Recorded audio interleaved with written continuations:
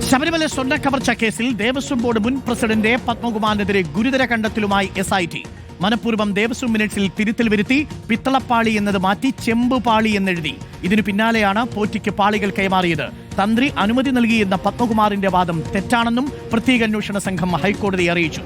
പ്രതികളായ ദേവസ്വം ഉദ്യോഗസ്ഥർക്കെതിരെ ഗുരുതര ആരോപണങ്ങളാണ് അന്വേഷണ സംഘം കോടതിയിൽ ഉന്നയിച്ചത്. ശ്യാം ദേവരാജ് ഉണ്ട്. ശ്യാം ദേവരാജ്, വീണ്ടും പത്മകുമാറിനെ കുരുക്കുന്ന നിരീക്ഷണങ്ങളാണ്.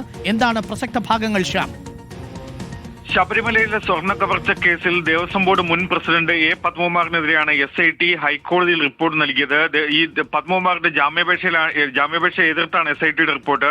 ഇതിലാണ് ഗൗരവതരമായ ആരോപണങ്ങൾ SIT ഉന്നയിക്കുന്നത്. ദേവസ്വം മിനിറ്റ്സിൽ തിരുത്തൽ വരുത്തിയത് പത്മകുമാർ മനഃപൂർവ്വമാണെന്ന് SIT പറയുന്നു. മാത്രമല്ല, പിത്തളപ്പാളി എന്നത് മാറ്റി ചെമ്പുപാളി എന്നെഴുതി. അനുവദിക്കുന്നു എന്നും മിനിറ്റ്സിൽ സ്വന്തം കൈപ്പടയിൽ പത്മകുമാർ എഴുതി. ഇതിന് പിന്നാലെയാണ് പോറ്റിക്ക് പാളികൾ കൈമാറിയത്.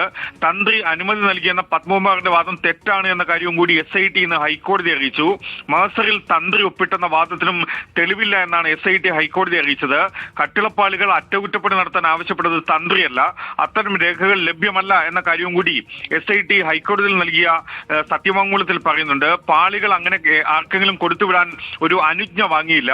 തന്ത്രിയുടെ അഭിപ്രായവും പത്മകുമാർ തേടിയിട്ടില്ല എന്നുമാണ് SIT അതിൽ ഈ മറുപടി സത്യവാങ്മൂലത്തിൽ ഹൈക്കോടതി അറിയിച്ചത്. സ്വർണ്ണക്കൊള്ള കേസിൽ പ്രതികളായ ഉദ്യോഗസ്ഥർക്കെതിരെയും പ്രത്യേക അന്വേഷണ സംഘത്തിന്റെ റിപ്പോർട്ടുണ്ട്. സ്വർണ്ണപ്പാളികൾ അറ്റകുറ്റപ്പണിക്ക് കൊടുത്തുവിട്ട നടപടിക്രമങ്ങളിൽ മനഃപൂർവ്വം ഉദ്യോഗസ്ഥർ വീഴ്ച വരുത്തിയെന്നാണ് SIT അന്വേഷണത്തിൽ കണ്ടെത്തിയത്. 2019 സ്വർണ്ണപ്പാളികൾ പോറ്റിക്ക് കൊടുത്തുവിട്ട ശേഷം മേൽനോട്ടം വഹിക്കുന്നതിൽ KS ബൈജു ഗുരുതരമായ വീഴ്ച വരുത്തി.